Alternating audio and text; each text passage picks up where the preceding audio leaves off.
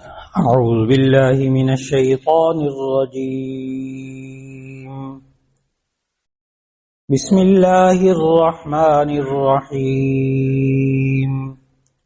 فأخرجناهم من جنات وعيون وكنوز ومقام كريم كذلك وأورثناها بني إسرائيل فأتبعوهم مشرقين فلما تراءى الجمعان قال أصحاب موسى إنا لمدركون قال كلا إن معي ربي سيهدين. صدق اللہ العظیم.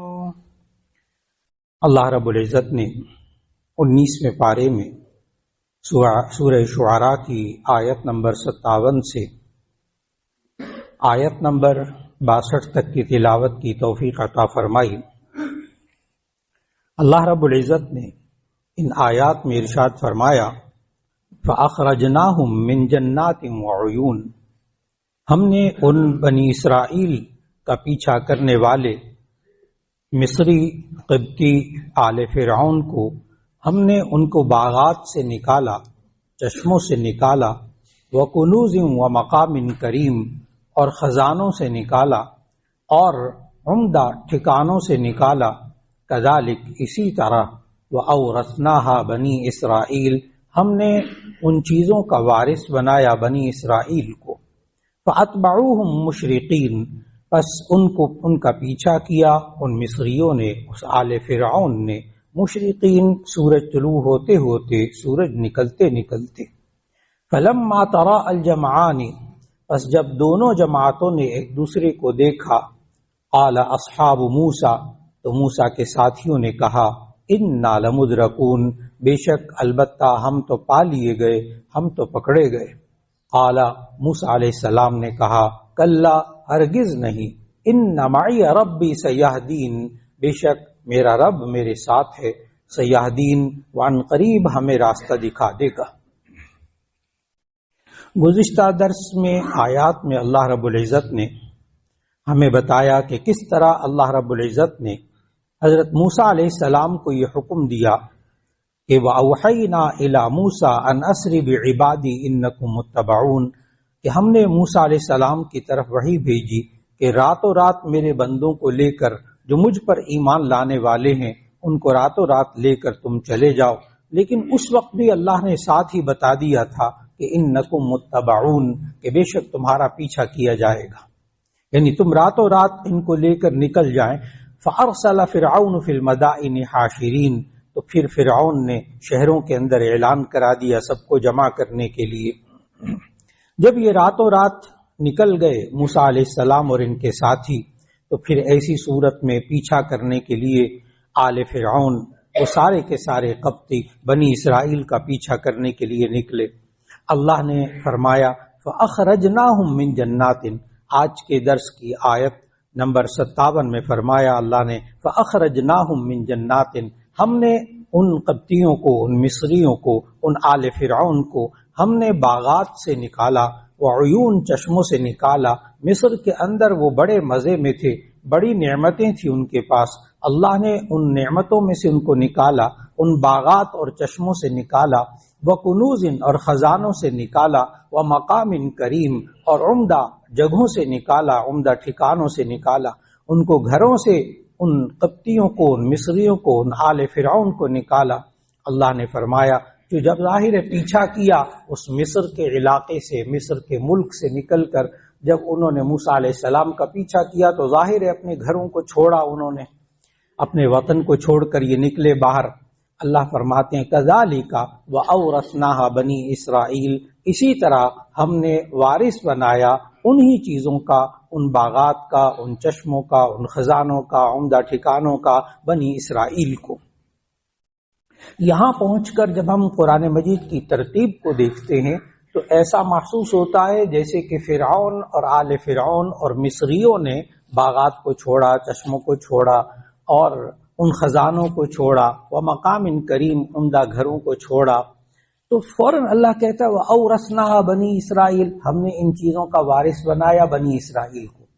جب آپ ترجمہ پڑھتے ہیں نا ان آیات کا ملا کر، تو ایسا محسوس ہوتا ہے جیسے کہ جو کچھ فرعون چھوڑ کر گیا تھا، بعد میں جب وہ غرق ہو گئے سارے فرعون آل فرعون، تو اس کے بعد سارے جتنے بھی موسیٰ علیہ السلام کی قوم اور بنی اسرائیل تھی ان کو وہی نعمتیں مل گئیں جو وہ چھوڑ کر گئے تھے۔ ترجمے سے ایسا محسوس ہوتا ہے، لیکن جب آپ تاریخ کا مطالعہ کرتے ہیں اور سورہ اعراف اور سورہ قصص کی آیات کا مطالعہ کرتے ہیں تو آپ کو معلوم ہوتا ہے کہ یہ بنی اسرائیل تو پھر بعد میں مصر میں آئے ہی نہیں، وہ تو بحیرہ قلزم میں فرعون غرق ہو گیا، اس کے بعد وہ پار کر کے آگے چلے گئے اور آگے چلے گئے وادی سینا میں چلے گئے، وہاں 40 سال یتیہون فی الارض 40 سنۃ یتیہون فی الارض، 40 سال اس صحرا کے اندر وہ گھومتے رہے، ان کو راستہ نہیں ملا، صبح چلتے تھے شام کو پھر وہیں واپس آ جاتے تھے۔ یہ کوہ طور کے پاس جب آپ بحیرہ قلزم کو، بحیرہ احمر کا نقشہ دیکھیں گے آپ تو اندازہ ہوگا کہ اس کی آگے جا کر شمال میں 2 شاخیں بنتی ہیں، ایک کو آپ خلیج عقبہ کہتے ہیں، ایک کو خلیج سویز کہتے ہیں، نہر سویز ہے پورا دونوں بحیرہ قلزم میں۔ تو ان 2 خلیج عقبہ اور بحیرہ قلزم کے درمیان جو جگہ ہیں یہ ساری کی ساری وادی تیہ، جسے وادی سینا بھی کہتے ہیں، صحرا، بہت بڑا صحرا، سینکڑوں میل چوڑا صحرا، جس کے اندر موسیٰ علیہ السلام یہ سارے بنی اسرائیل کو لے کر پار ہو کر وہاں گئے۔ پھر اس کے بعد اللہ تعالیٰ نے ان کو وہاں سے وادی تیہ سے نکالا، سینا سے نکالا، اور پھر وہ ارض مقدس فلسطین میں چلے گئے، شام میں چلے گئے۔ لہذا مفسرین نے یہاں لکھا کہ اورثناہا، ہا ضمیر کا مرجع تو یہی ہے، جنات، عیون، کنوز، مقام کریم، لیکن یہ فرعون والا نہیں ہے، یہ فلسطین والا ہے۔ بس یہاں اگر اس جملے کو ذہن میں رکھ لیا جائے تو پھر آیات کا تسلسل سمجھ میں آ جاتا ہے۔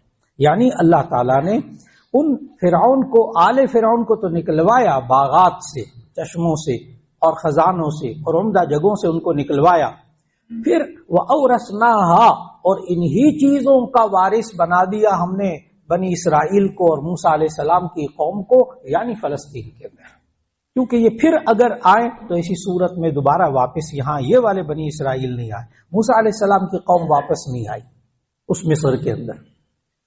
ایک توجیہ تو مفسرین نے یہ لکھی، بعض مفسرین نے لکھا کہ نہیں، اسی فرعون اور آل فرعون کی چیزوں ہی کو وارث بنایا بنی اسرائیل کو بعد میں، اور یہ دور ہے سلیمان علیہ السلام کا، پھر یہ موسیٰ علیہ السلام کا نہیں ہے، کیونکہ سلیمان علیہ السلام کی جب بادشاہت قائم ہوئی، بہت بڑی بادشاہت جس میں عراق بھی، شام بھی اور ادھر مصر بھی، یہ سارا کا سارا علاقہ سلیمان علیہ السلام، کیونکہ سلیمان علیہ السلام نے ایک دعا مانگی تھی اللہ سے، رب ہب لی ملکا لا ينبغی لأحد من بعدی، بہت عجیب سی دعا ہے، رب ہب لی ملکا لا ينبغی لأحد من بعدی، اے اللہ مجھے ایسی بادشاہت عطا فرما کہ میرے بعد بھی کسی کو نہ ملے۔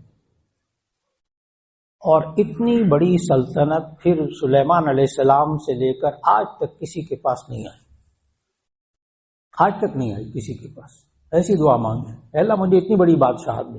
پھر عراق بھی ان کے پاس، پھر شام بھی ان کے پاس، پھر اردن کی بھی، سوائے یمن کے جہاں ملکہ سبا تھی، وہ ملکہ بلقیس، بس وہ علاقہ یمن کا تھا، بعد میں وہ بھی سلیمان علیہ السلام سے بلقیس کی شادی ہوتی ہے اور وہ سارا کچھ ہوتا ہے، تو ایسی صورت میں وہ پھر سلیمان علیہ السلام کے زیر نگیں آ جاتا ہے وہ علاقہ بھی، پورا عرب حضرت سلیمان علیہ السلام کے پاس، پورا شام، پورا اردن، پورا عراق، اور ادھر سے مصر پورا، افریقہ پورا سلیمان علیہ السلام کی بادشاہت میں۔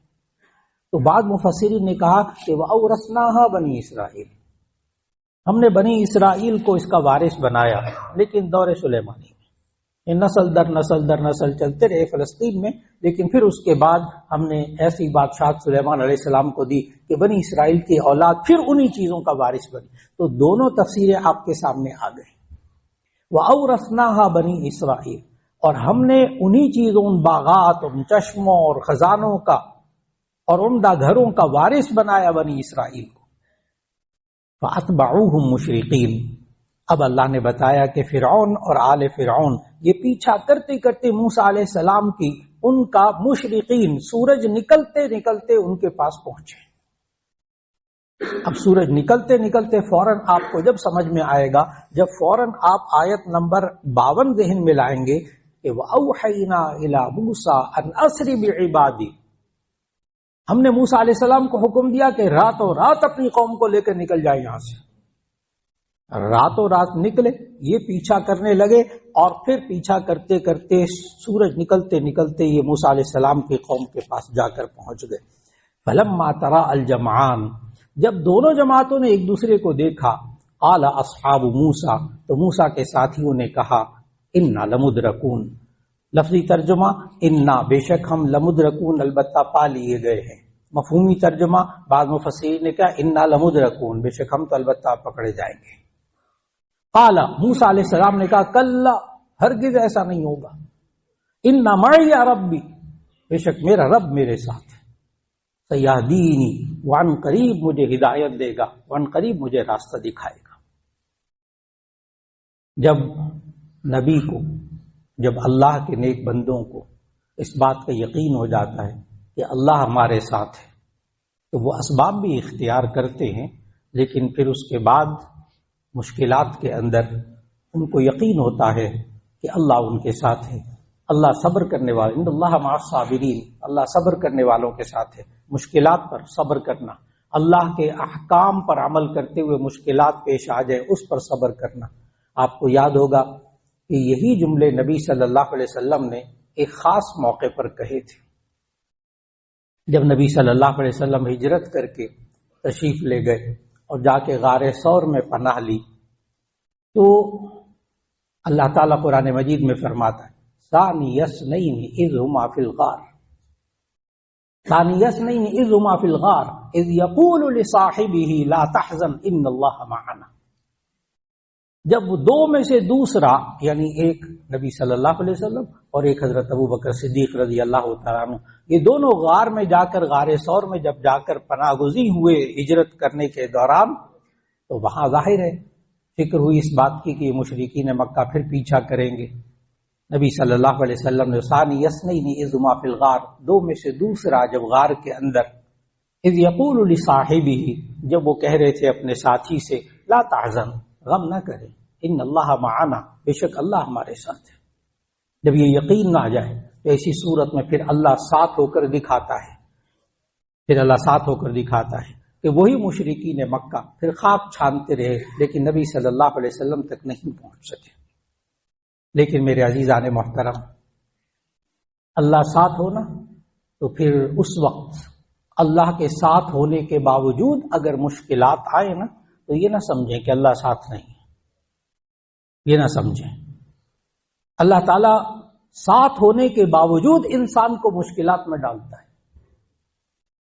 بعض لوگ نا نمازیں پڑھتے ہیں، روزے رکھتے ہیں، زکوٰۃ دیتے ہیں، صدقہ خیرات کرتے ہیں، تو ساتھ ساتھ وہ یہ بھی سوچنے لگ جاتے ہیں اب ہمیں بخار بھی نہیں ہونا چاہیے، ہمارے گھر میں کوئی بیمار بھی نہیں ہونا چاہیے، ہمارا کوئی بچہ بھی نہیں مرنا چاہیے، ہماری بیوی بھی نہیں مرنی چاہیے، ہمیں کوئی نقصان بھی نہیں ہونا چاہیے، کیونکہ میں نمازیں پڑھتا ہوں۔ کہتے بھی ہیں، کہتے مولانا ویسے میں نمازیں بھی پڑھتا ہوں، روزے بھی رکھتا ہوں، زکوٰۃ بھی دیتا ہوں، صدقہ خیرات بھی کرتا ہوں، حج عمرے بھی کر کے آئے ہوں، لیکن پتہ نہیں کیا مشکلات بہت ہوتی ہیں۔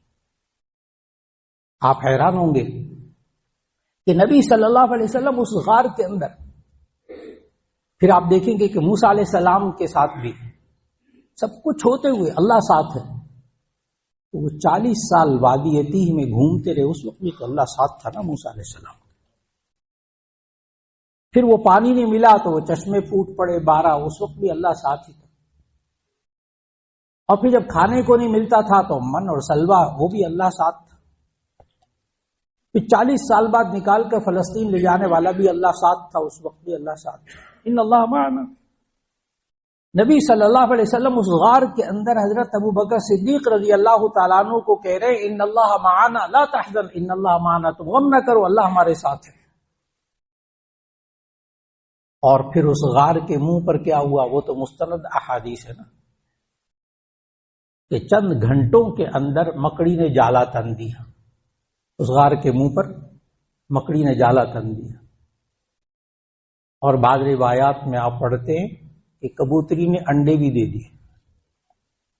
وہ جو وہاں سے گزرتا تھا نا وہ کہتا تھا نہیں یہ تو بہت عرصہ ہو گیا اس غار کے اندر تو کوئی گیا ہی نہیں، اس مکڑی نے بھی جالا تنا ہوا ہے، اور پھر وہ کبوتری نے انڈے بھی دے دیے ہوں، یہاں کوئی نہیں بندہ۔ وہ دیکھ کر چلے جاتے تھے، مشرکین مکہ پیچھا کیا انہوں نے، دیکھ کر چلے جاتے تھے۔ اللہ نے کیسے ان کی آنکھوں کے اندر دھول اور پردے ڈال دی، اللہ ساتھ ہے نا۔ لیکن ایک اور روایت ہے کہ حضرت ابو بکر صدیق رضی اللہ تعالیٰ عنہ اور نبی صلی اللہ علیہ وسلم غار کے اندر، اب ذرا ذہن توجہ دیجیے گا کہ غار کے منہ پہ مکڑی سے جالا تنوایا اللہ نے، اور اس کبوتری سے انڈے بھی دلوائے اللہ نے، تاکہ پتہ چلے اندر مدتیں ہو گئی تو اندر گیا ہی کوئی نہیں۔ اندر کیا ہو رہا تھا؟ اب بات کو سمجھنا جو موضوع میں ذکر کرنے لگا تھا، اندر کیا ہو رہا تھا؟ اندر یہ ہو رہا تھا کہ نبی صلی اللہ علیہ وسلم تشریف فرما تھے، حضرت ابو بکر صدیق رضی اللہ تعالیٰ عنہ تھے۔ حضرت ابو بکر صدیق رضی اللہ تعالیٰ عنہ کہتے ہیں کہ میں چوکڑی مار کر بیٹھا تھا اور میرے رانوں کے اوپر نبی صلی اللہ علیہ وسلم کا سر مبارک تھا، آرام فرما رہے تھے۔ اب دیکھیں ابو بکر کے ساتھ اللہ بھی اور نبی کا آخری نبی صلی اللہ علیہ وسلم کا سر مبارک بھی ابو بکر کی گود میں۔ اس وقت اللہ پتہ کیا کر رہا تھا کہ حضرت ابو بکر صدیق رضی اللہ تعالیٰ عنہ کہتے ہیں کہ میں نے غار کے اندر نہ وہاں بیٹھے بیٹھے دیکھا تو ایک سوراخ تھا، تو میں نے اس پر اپنی ایڑھی رکھ دی، اس میں سے کوئی جانور نکل کر نہ ڈس نہ لے، میں نے ایڑھی رکھ دی۔ اس روایت میں موجود ہے کہ حضرت ابو بکر صدیق رضی اللہ تعالیٰ عنہ کہتے ہیں کہ پھر اس سوراخ میں سے کسی جانور نے مجھے ڈسا، ایک بار ڈسا، دو بار ڈسا، تین بار ڈسا، تکلیف کی شدت، اور نبی صلی اللہ علیہ وسلم نے گود میں سر رکھا ہوا تھا۔ اس روایت میں موجود کہ حضرت ابو بکر صدیق رضی اللہ تعالیٰ عنہ کہتے ہیں کہ مجھے اتنی تکلیف ہوئی کہ میرے آنسو نکل آئے، اور وہ آنسو ٹپکے نبی صلی اللہ علیہ وسلم کے چہرے مبارک پر۔ تو نبی صلی اللہ علیہ وسلم پوچھا کیا ہوا؟ تو انہوں نے بتایا کہ اس طرح میں نے پاؤں رکھا ہوا تھا، وہاں جانور نے ڈسا ہے بار بار، اس تکلیف کی شدت سے آنسو نکلا۔ اب دیکھیں اللہ ساتھ ہے، نبی صلی اللہ علیہ وسلم نے اس وقت اپنا لعاب مبارک، اپنا تھوک حضرت ابو بکر صدیق رضی اللہ تعالیٰ عنہ کی پاؤں کی ایڑی پر لگایا، فوراً اللہ نے شفا دی۔ اب غور کرنے کی بات ہے، وہی اللہ باہر مکڑی سے جالا بھی تنوا رہا ہے، وہی اللہ جو ہے کبوتری سے انڈے بھی دلوا رہا ہے، وہی اللہ عین اس وقت نبی نے ران پر پاؤں رکھا ہوا ہے، وہ اپنے سر رکھا ہوا ہے ران کے اوپر، حضرت ابوبکر صدیق ہے، اور ادھر اللہ اس جانور سے ڈسوا رہا ہے۔ دھیان میں رکھیے گا، کوئی جانور، کوئی مکڑی، کوئی کبوتری، کوئی پانی کا ذرہ، کوئی پانی کا قطرہ، کوئی صحرا کا ذرہ، کوئی درخت کا پتا اللہ کے حکم کی خلاف ورزی نہیں کر سکتا۔ یہ خلاف ورزی صرف دو ہی بندے کر سکتے ہیں، دو ہی قسم کی چیزیں جو کر سکتی ہیں پوری کائنات میں۔ اگر اللہ نے اختیار دیا ہے نا نافرمانی کا، تو صرف دو، ایک انسان اور ایک جنات، بس۔ پورا قرآن مجید کا مطالعہ کیجیے، یہ بات سمجھ میں آئے گی کہ اللہ نے پوری کائنات میں کسی کو اس بات کا اختیار نہیں دیا کہ وہ اللہ کے حکم کی نافرمانی کرے، سوائے انسان اور جنات کے۔ ما خلقت الجن والانس الا لیعبدون۔ کسی انسان اور جن کو اس بات کا اختیار ہے، فمن شاء فلیؤمن ومن شاء فلیکفر، جو چاہے ایمان لائے، جو چاہے کفر کرے۔ اتنی چھوٹ دی اللہ نے انسان کو اور جنات کو، کسی اختیار کو استعمال کرنے کی بنا پر تو ان کے لیے جنت یا جہنم ہے۔ باقی کوئی نہ جانور نہ درخت، کوئی بھی اللہ کے حکم کی خلاف ورزی نہیں کر سکتا۔ اس میں اللہ کے حکم سے کائنات کا نظام۔ جو بات عرض کرنا چاہتا تھا نا، نمازیں پڑھ کے، روزے رکھ کے، صدقہ زکوٰۃ دینے کے بعد پھر مطمئن نہ ہو جائیے کہ اب نقصان نہیں پہنچے گا، اب بیمار نہیں ہوں گے، اب تکلیف نہیں پہنچے گی۔ اگر نیکی تقوی اختیار کرنے کے بعد کوئی تکلیف نہ پہنچنی ہوتی تو نبی صلی اللہ علیہ وسلم کی زوجہ محترمہ ان کے سامنے انتقال نہ کرتی، نبی صلی اللہ علیہ وسلم کے دندان مبارک شہید نہ ہوتے، نبی صلی اللہ علیہ وسلم کا بیٹوں کا انتقال ان کی گود میں نہ ہوتا۔ اللہ کے محبوب ترین نا، اللہ کے محبوب ترین. اگر اس بات کی گارنٹی ہوتی نا کہ اللہ کے کہنے کے مطابق تم چلو تمہیں دنیا میں کوئی تکلیف نہیں ہوگی، اگر اس بات کی گارنٹی ہوتی تو نبی صلی اللہ علیہ وسلم کو ساری زندگی کبھی کوئی تکلیف نہ پہنچتی. ان کو تو یہ ساری تکلیفیں پہنچی، لیکن معلوم ہوا اگر نیکی اور تقوی کے باوجود تکلیفیں پہنچے، انسان اپنا خود جائزہ لے لے. اگر نیکی اور تقوی کے باوجود تکلیفیں پہنچے تو اللہ اس سے درجات بلند کرتا ہے. یہ انسان کے لیے آزمائش ہے، اللہ اس سے درجات بلند کرتا ہے. یہ ناکام انسان نہیں ہے، مکمل پرہیزگار، مکمل متقی، حلال کمانے والا، حلال خرچ کرنے والا، سب کچھ اس کے اندر خوبیاں موجود ہیں، پھر تکلیفیں آ رہی ہیں تو پھر بھی یہ انسان کامیاب ہے. کوئی انسان یہ نہ سمجھے کہ میرے اوپر تکلیفیں آتی، مصیبتیں آتی، میں ناکام انسان ہوں دنیا کا. اللہ نے کہیں قرآن میں نہیں کہا کہ تم میری بات مانو، میری قرآن کے مطابق چلو، میرے نبی کی سنت پر چلو تو دیکھو تمہیں دنیا میں کوئی تکلیف نہیں آئے گی. دنیا میں کہیں قرآن کی ایک آیت میں نہیں ہے. ہاں اس بات کی گارنٹی ہے کہ تم اللہ اور اس کے رسول صلی اللہ علیہ وسلم کے مطابق زندگی گزارو، تمہیں آخرت میں کوئی تکلیف نہیں ہوگی. اس کی گارنٹی، اس کی گارنٹی. اس لیے اگر نیکی اور تقوی، نمازیں، روزوں کے باوجود اگر تکلیفیں آ جائیں، لیکن انسان سمجھتا ہے میں گناہوں سے بچ رہا ہوں، توبہ اور استغفار بھی کر رہا ہے، سمجھے کہ اللہ ہمارے ساتھ ہے، سمجھے اللہ ساتھ ہے ہمارے، اللہ ناراض نہیں ہے. لیکن اگر گناہوں کے ساتھ وہی تکلیفیں آ رہی ہوں تو پھر ایسی صورت میں اللہ کی طرف سے عذاب اور اللہ کی طرف سے پکڑ ہے. اللہ رب العزت ہم سب کو یہ یقین عطا فرما دے جو حضرت موسیٰ علیہ السلام اپنی قوم کو دلاتے تھے، جو نبی صلی اللہ علیہ وسلم نے سمجھایا کہ اللہ ہمارے ساتھ ہے. ان اللہ مع الصابرین. وآخر دعوانا ان الحمد للہ رب العالمین. الحمد للہ رب العالمین. اللہم صل علی سیدنا ومولانا محمد وعلى آل سیدنا ومولانا محمد وبارک وسلم. ربنا آتنا فی الدنیا حسنۃ وفی الآخرۃ حسنۃ وقنا عذاب النار. ربنا لا تزغ قلوبنا بعد اذ ہدیتنا وہب لنا من لدنک رحمہ انک انت الوہاب. یا اللہ تو ہمیں اس بات کا یقین دلا دے کہ اللہ ہمارے ساتھ ہے. یا اللہ ہمیں نیکی اور تقوی کی توفیق عطا فرما. یا اللہ جو روزے کے اندر تقوی کی آپ نے تربیت فرمائی، یا اللہ ہم صبح سے لے کے شام تک حلال کھانے پینے سے رک جاتے ہیں، اے اللہ اسی قوت ایمانی سے ہمیں باقی 11 مہینے حرام اور گناہ سے بچنے کی توفیق عطا فرما دے. یا اللہ ہمیں قرآن حکیم کی تلاوت کی توفیق عطا فرما، اس کو سمجھنے کی توفیق عطا فرما، اس کے مطابق عمل کرنے کی توفیق عطا فرما. یا اللہ ہمیں پوری زندگی قرآن و سنت کے مطابق گزارنے کی توفیق عطا فرما. یا اللہ ہمیں مصیبتوں تکلیفوں سے ہماری حفاظت فرما. یا اللہ اگر آ جائیں تو ان پر صبر کرنے کی توفیق عطا فرما. اور یا اللہ جتنے حاضرین موجود ہیں دلوں میں دعائیں ہیں، سب کی دعاؤں کو قبول فرما. وصلی اللہ تعالی علی خیر خلقہ محمد وآلہ واصحابہ اجمعین برحمتک یا ارحم الراحمین.